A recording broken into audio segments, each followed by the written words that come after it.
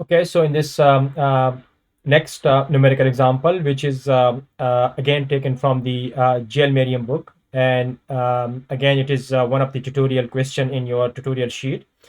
So as you can see in this figure here, that a tennis player strike the tennis ball with her racket while the ball is still rising. So the ball is coming in this direction here. The ball speed before the impact with the racket is v1, which is 15 meter per second. So you are given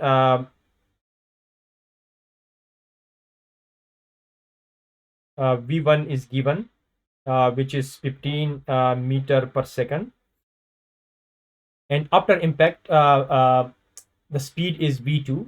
So v2 is also given, which is 22 meter per second, which is this v2 here, with the direction as shown in the figure. So the direction of v1 is 10 with the horizontal, and the direction of v2 is 20 with the horizontal.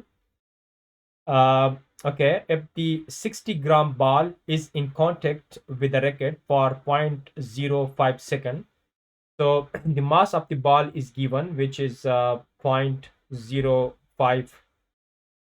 Sorry, the mass is given, which is 60 gram, and the time is given, which is 0.05 second. Determine the magnitude of the average force R exerted by the racket on the ball. So you need to calculate this force of the racket on the ball, and obviously it is a force, so this means it's a vector exerted by the racket on the ball, and find the angle beta made by R with the horizontal. You also need to calculate the angle with when this R is making with the horizontal, and comment on the treatment of the ball weight during the impact.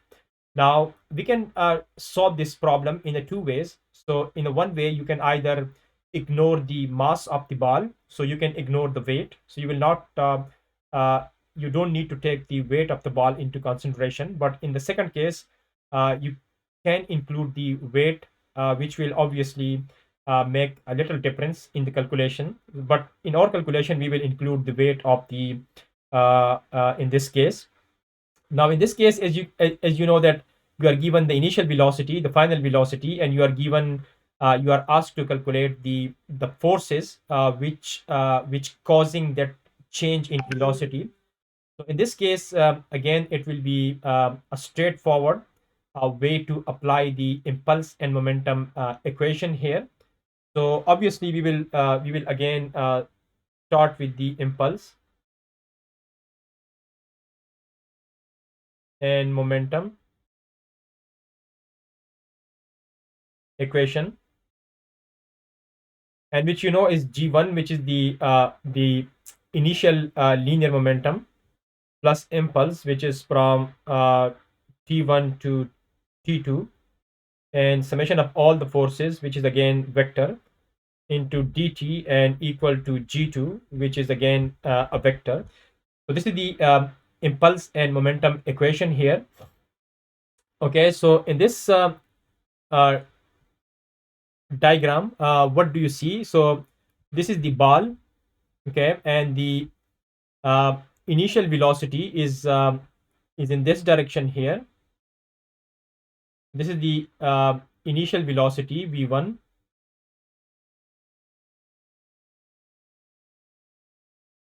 and the final velocity is in this direction here. So this is the v2. So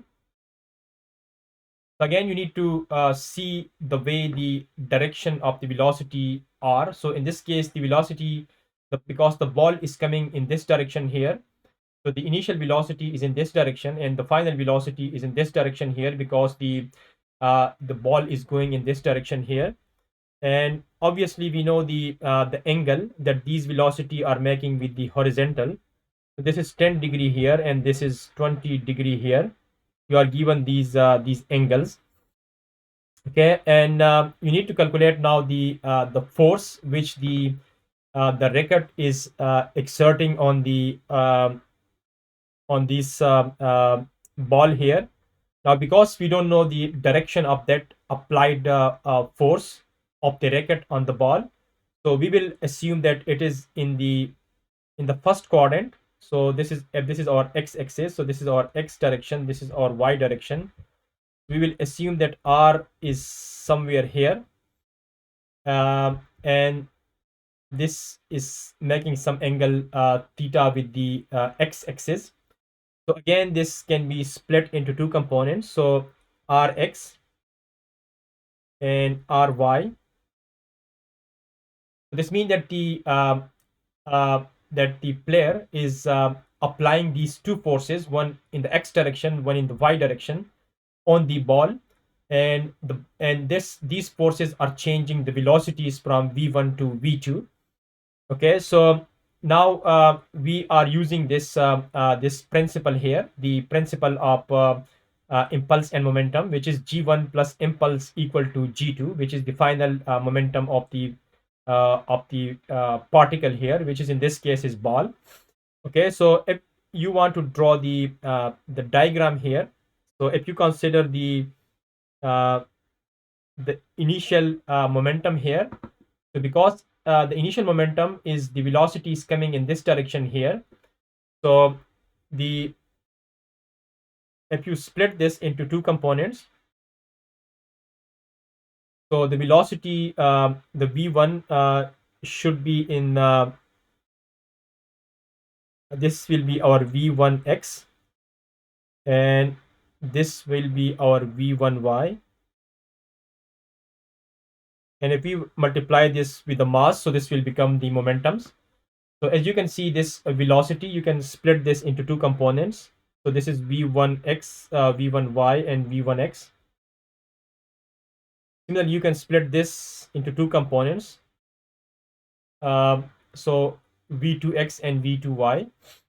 So this, if you multiply v1x with the mass, so this is the initial momentum, and this is the initial momentum in the y direction and in the x direction here. And now you have the applied force on the ball here. So there are two forces, which is rx and ry. So rx is in the positive x direction, ry is in the positive y direction. We can apply these forces. So this is the rx and ry, and rx is here, so we will need to write this in this form, so in the form of impulse. So it is from 0, and the time here is then from 0 to 0.05, and this will become rx dt. And then the another one, which is this one, this will become from 0 to 0.05, and this will become ry dt. We have two forces here, one is in the x direction, one is in the y direction. So we will have two impulse, one is in the x direction, one is in the y direction. Okay, now in addition to this, if we consider the weight of the ball here, so there will be also an impulse of that weight. Now because this ball is just in the air, so the weight will be just in the positive, in the negative y direction. So the weight will be in this direction here. So if you calculate the impulse of that weight, so it will be again from 0 to 0.05, and mg into dt here.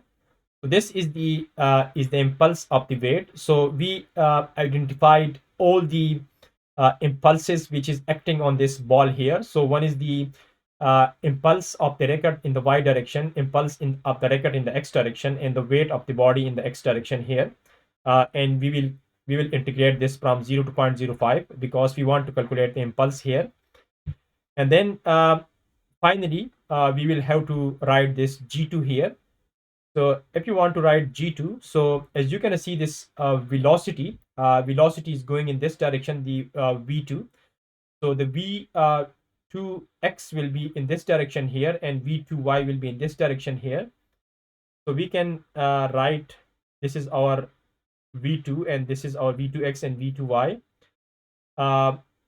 So if m, and this is v2x, and m and v2y.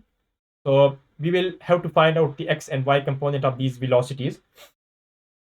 Okay, so we have now managed to draw the impulse and momentum diagram, which is this diagram here. So now from this diagram, we can write two equations. One is in the x direction, one is in the y direction. So the x direction equation will provide us with the Rx, and the equation in the y direction will give us the Ry.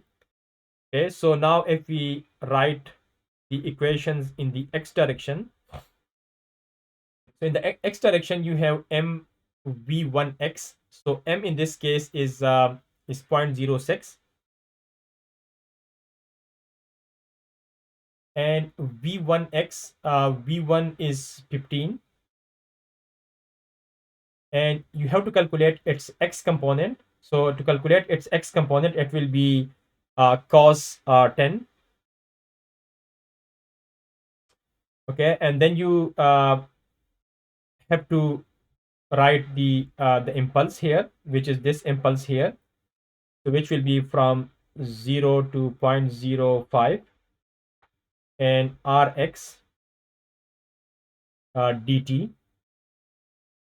And on the right hand side, okay, so in this case, as you can see here, this mv1x is in the negative x direction, so you have to write a negative here. So there's a negative sign here, so it's important because this is negative, and this impulse is positive because it's in the positive x direction, because these are our x and y directions here. Okay, on the right hand side, because this momentum is positive, mv2x. So again, we know mass, which is 0.06,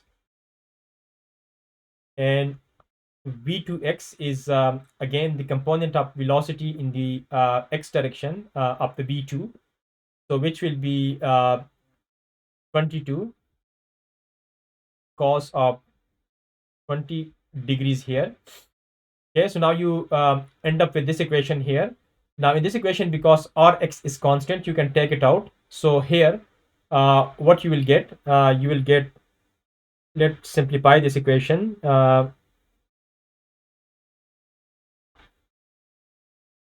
This will become Rx times 0.05 minus 0, because if you take this Rx out of the integration, it will left 1 here, and if you just take integration of 1 with respect to time, it will become just t. And if you put the limits from 0 to 0.05, it will become 0.05 minus 0. And on the right hand side, you have 0.06 into 22 cos 20. Okay, now this is the equation that we get here, and in this equation, the only unknown is Rx here. You can calculate Rx, which is 42.53 Newton. So we managed to calculate Rx from the impulse and momentum equation in the x direction. Now we can apply a similar equation in the y direction here.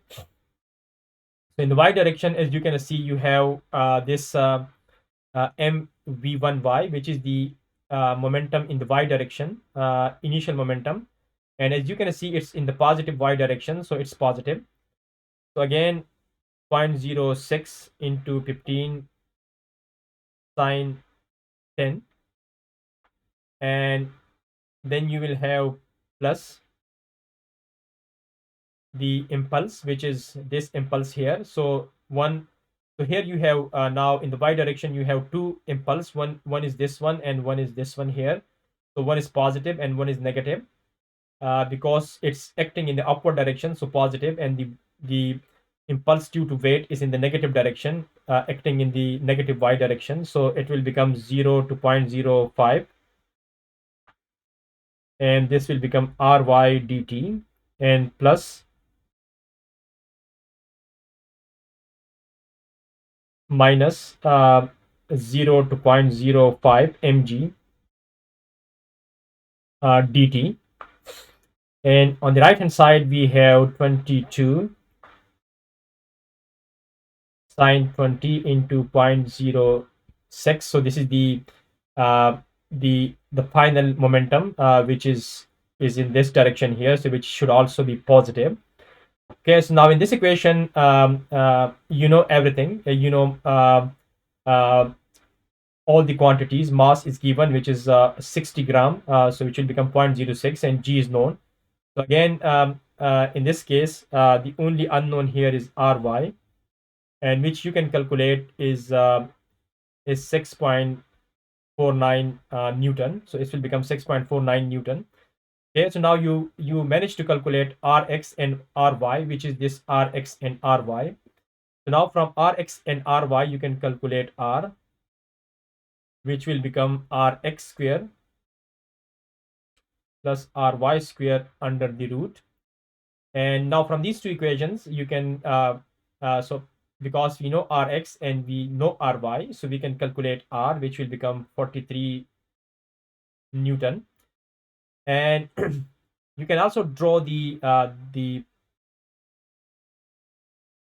this is our X direction, this is our Y direction. So we can also draw the R here. So as you can see, Rx is positive. So Rx is going in this direction here. So this is our Rx, and the Ry is going in this direction here. And the resultant force, which is in this direction, which is your R, and this is angle beta that you want to calculate. So it's always better to draw this in this form so that you understand what is going on with the force. So and the angle that you want to calculate. So the angle will become just tangent inverse Ry divided by Rx here. And from here, you will get 8.68 degrees here.